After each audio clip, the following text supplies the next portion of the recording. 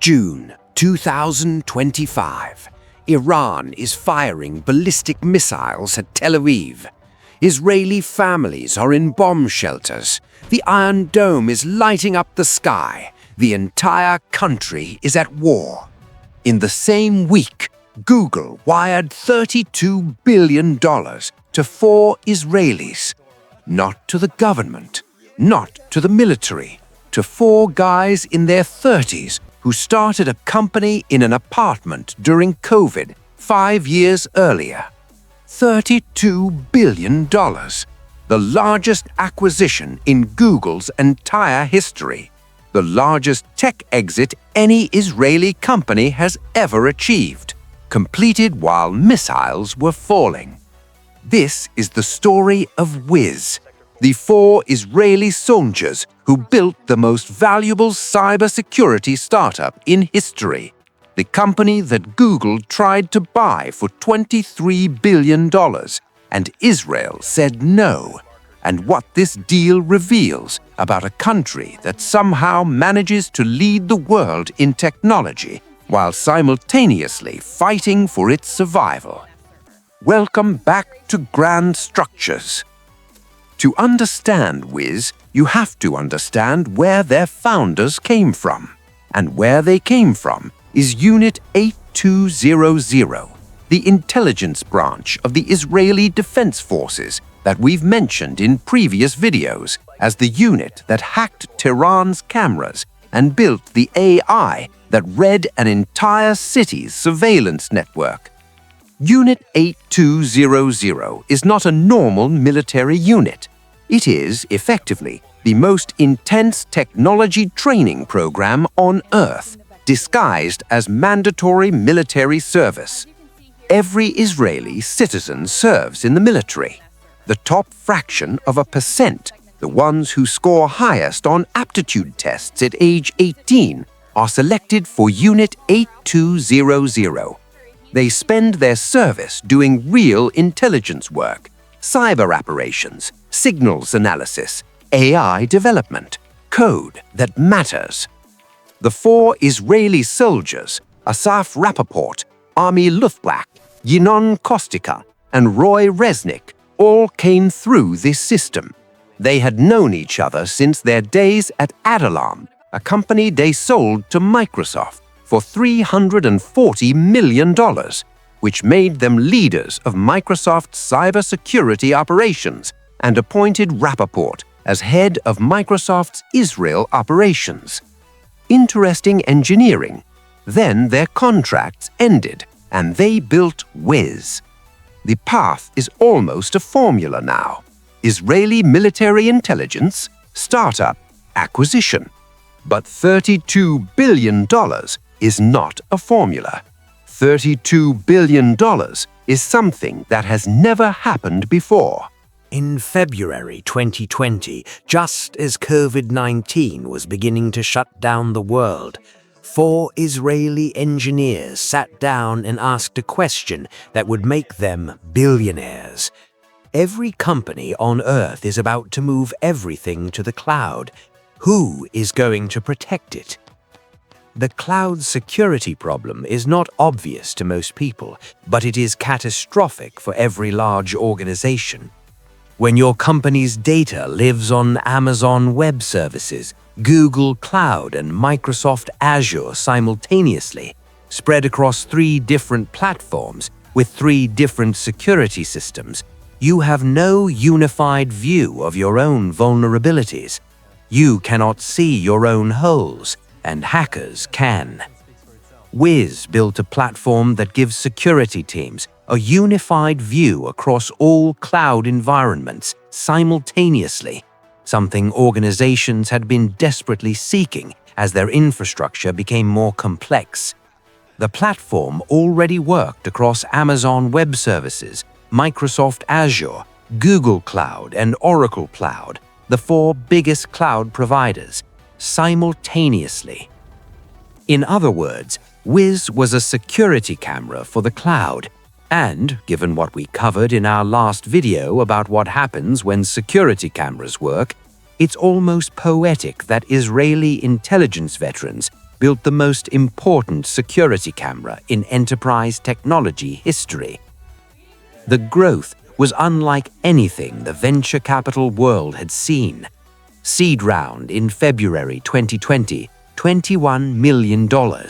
Series A in December 2020, $100 million at $500 million valuation.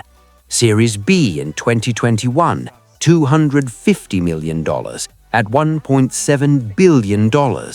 Series C in 2021, $250 million at $6 billion. In 18 months from a standing start during a global pandemic, 4 Israelis had built a $6 billion company. In July 2024, Google made the call. $23 billion, all cash for Wiz. At the time, it would have been the largest acquisition in Google's history, the largest acquisition of an Israeli company ever, by a factor of 2. Wiz said no. CEO Asaf Rappaport sent an email to his employees explaining the decision. He said Wiz would pursue an IPO instead, a public listing, because he believed the company could be worth more than $23 billion on its own. In Silicon Valley, where startups dream of acquisition offers, where founders spend years praying for an exit, a 34-year-old Israeli looked at $23 billion and said, "We think we're worth more." He was right. After its latest private funding round in May 2024, where it raised $1 billion at a $12 billion valuation, Google came back to the table. In March 2025, a new offer, $32 billion, $9 billion more than the offer Wiz had rejected 8 months ago.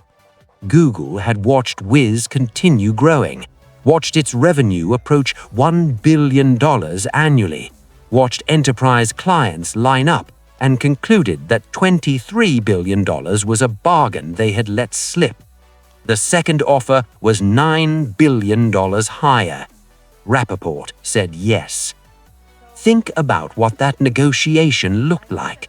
The most powerful technology company on Earth, with a market cap of over $2 trillion, came to 4 Israelis with $23 billion, got turned down, and came back 9 months later, willing to pay $9 billion more.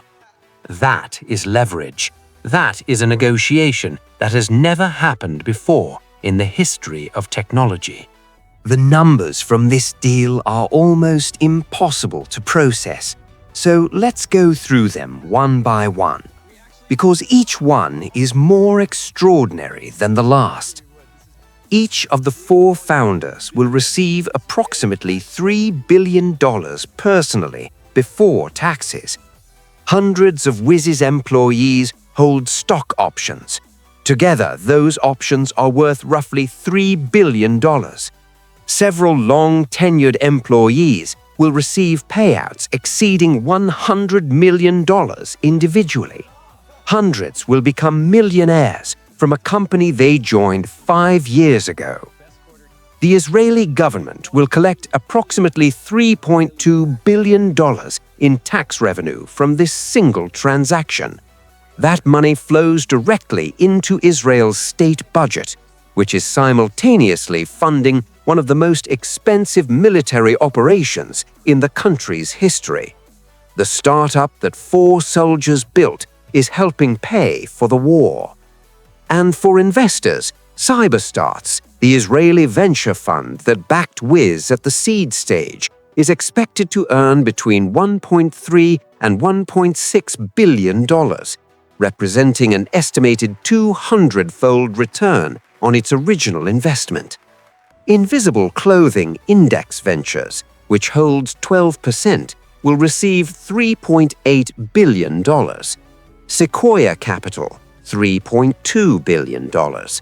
These are the largest returns in the history of cybersecurity investment. Here is what the Wiz story actually is. It is not a tech story. It is not a financial story. It is a story about what happens when a country decides that its greatest weapon is not a missile or a laser or a fighter jet, but a mind. In 2025, the year Israel fought a 12-day war against Iran, its technology ecosystem recorded its strongest year ever for mergers, acquisitions, and IPOs.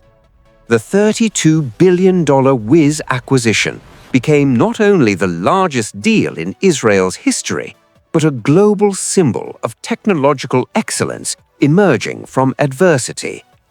Every country that has faced what Israel faces, constant threat, existential enemies, decades of war, has seen its economy suffer, its talent leave, its innovation slow.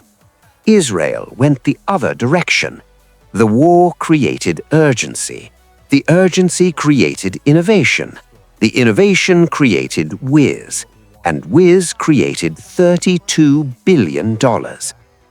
Asaf Rappaport, Army Lutwak, Yinon Kostika, Roy Resnick, 4 Israelis who served in military intelligence, built a startup in a pandemic, turned down $23 billion and sold for $32 billion, while missiles fell on their country. The most expensive security camera in history, built by the people who know better than anyone what it means when someone is watching and when the cameras fail. This is Wiz, the $32 billion grand structure, built not in steel or concrete, but in code, by the startup nation that refuses to stop building, no matter what falls from the sky. Here's what I want to know. Wiz was valued at $12 billion in 2024 and sold for $32 billion in 2026. If Rappaport had said yes to Google's first offer of $23 billion, he would have left $9 billion on the table. Was rejecting the first offer the greatest business decision in history or the greatest gamble? Comment below and subscribe to Grand Structures, because this is just the beginning of Israel's economic story. The weapons were part 1, the money is part 2.